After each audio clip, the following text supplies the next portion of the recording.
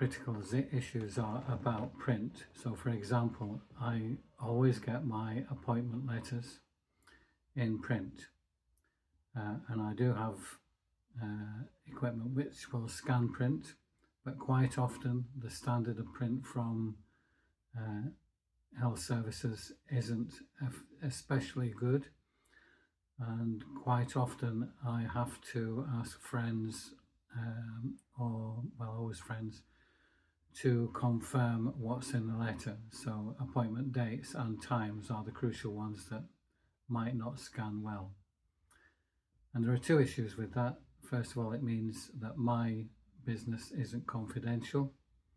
And secondly, recently when I was diagnosed with melanoma and it had the word cancer on the letter, my friend who read the letter got distressed, because in addition to that, when I went to hospital for the cancer treatment, but this has happened with other clinics including diabetes, I've been given handfuls of printed matter which I can't read, and there's simply too much to scan.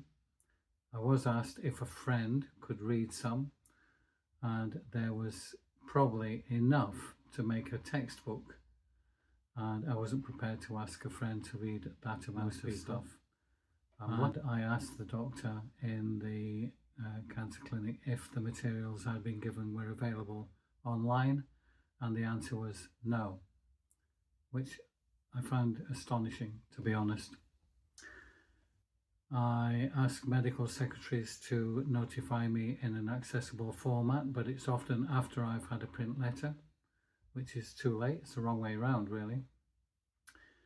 And it doesn't matter if I register my needs with one particular department, it doesn't transfer to other departments.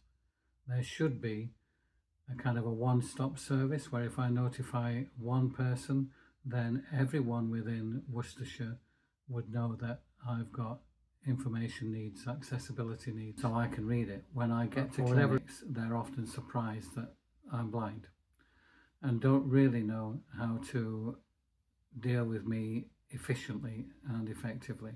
So for example, they're not aware of how to guide, they're not quite sure what I'm able to see or not. I don't see anything, and in many cases they don't want to guide me in the correct way. This might be for infection control, but the correct way of guiding is for me to take their left arm or right arm at the elbow, and the last few occasions I've been to clinics, they've absolutely refused to allow that.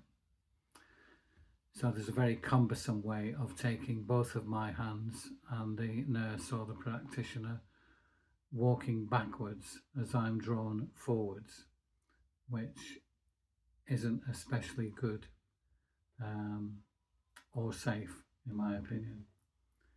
And I think there should be better awareness of what individuals need, and that includes ophthalmology, where they're not especially good at knowing what individuals with sight impairments need, because they get rid of us before or as soon as we're registerable as blind or partially sighted.